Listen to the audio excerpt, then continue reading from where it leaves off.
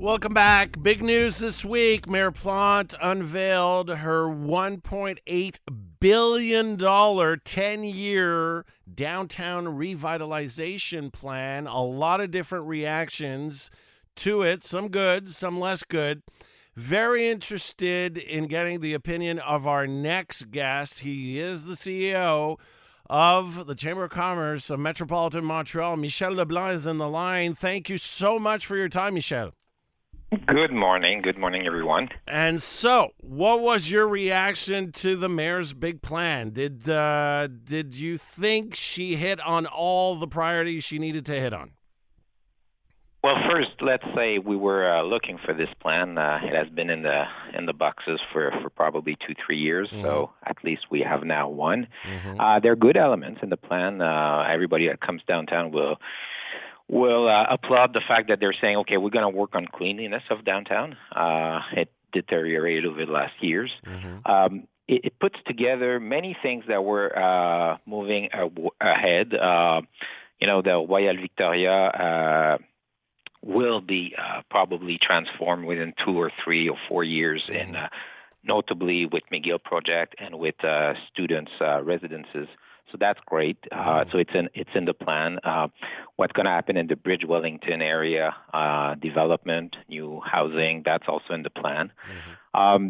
And also they're going to work on what they call the signature. So it's the character of each downtown's area. So that's great. When we go to New York, we like to see the different signatures in all the areas. So all that is good. But when we ask businesses, okay, what does it take to bring back more employees more often? The first thing they will raise is accessibility, fluidity of access. And that's not in the plan. They're saying, well, we're discussing that elsewhere, perhaps. But if you're looking at a strategy for downtown right now, it's about fluidity, access. The second thing that's not in the plan is the deterioration of let's say, the social environment of downtown, more drug-related homelessness, some form of perhaps intimidation. There's a rising sense of insecurity. And if we want to have a vibrant downtown that develops well, we're going to have to tackle that together. And that's not in the plan. And again, the mayor says, well, we're discussing that elsewhere. But we're saying, well, if you have this downtown strategy, focus on these two elements as well, because they are at the core of the downtown issues. Do the members of the chamber feel that Montreal is heading in the right direction right now? What's the sense? I mean, is there optimism, pessimism? How do the members feel? What do they tell you about Montreal right now? I'm always asked that question, and the answer is always more complex than people would want to. Of course. There's a duality here. The general economic situation of, let's say, the entire metropolitan area is good. We have lots of investments, lots of job creation, unemployment is quite low. And so as a whole, the metropolis is doing well on an economic front.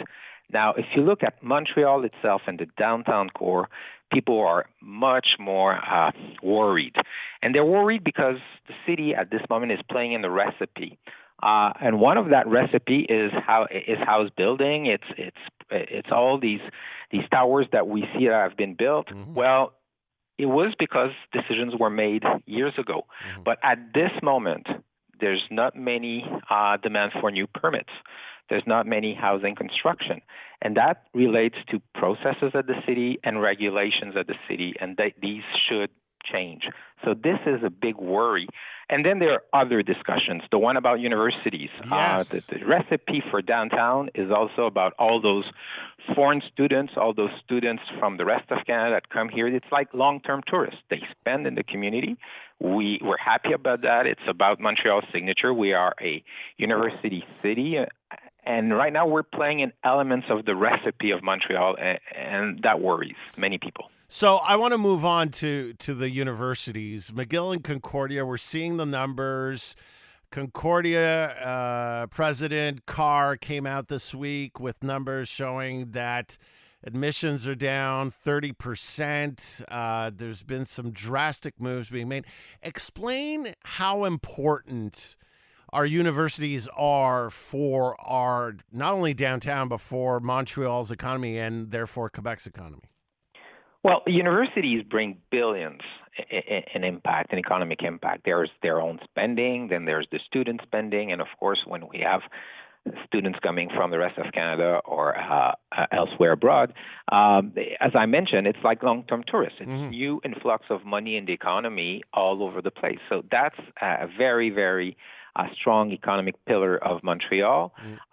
Now, the government is probably right in saying, well, we need to make sure that as they work off campus, as they might stay after, and we would like them to stay because it's good training, well, it's important they realize that they need to learn French. And that we agree.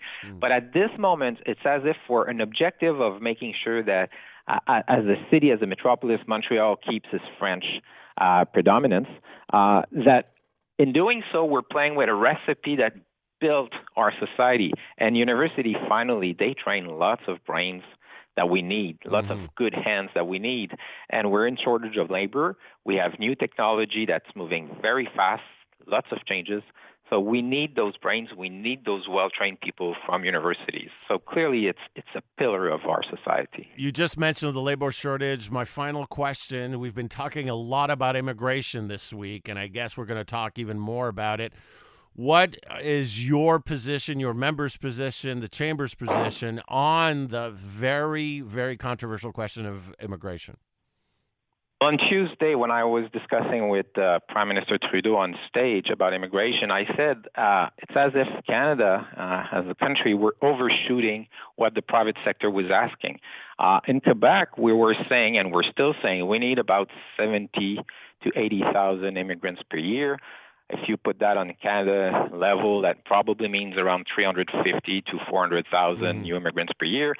Government is saying, well, we're going to aim at 500,000. Well, we are already in housing shortage. So we think that goal of 500,000 per year for the country is too high. And then the Prime Minister said, well, we need to look at the temporary migrants, could be students, could be workers, or could be refugees. And that we agree. But mind you, for the private sector, if we have temporary worker, it's because we don't find the worker locally. So we have to pay attention to the need of the economic system there, but we should reduce the number as a country for a while because the housing market is too tense. And clearly, we think the government will have no choice. They will go in that direction, but right now, it's a bit slow in the decision-making. On housing, do you feel there's too much red tape in Montreal compared to, say, Toronto or Vancouver? Definitely. And that's something at this moment, the City Hall, the mayor, has difficulty in admitting that. But clearly, when you compare performances between Montreal and other large cities in Canada, we're way, way, way below. And when I ask building owners, the builders, when I ask them, okay, what is it? Is it about your cost? Is it about the interest rates for the home buyers? They say no. It's about the red tape. It takes too long. It's too uncertain, and we definitely will look elsewhere to build because it's too complex. It doesn't happen. So I think the city at this moment should review its processes, should change its regulation, and I think it'll have a very positive impact because the demand is there, and the builders will build. Very interesting analysis, as always. Thank you very much for your time this morning. My pleasure. Have a great day. You too. Great weekend to you. Michel Leblanc, head of the Chamber of Commerce of Metropolitan Montreal.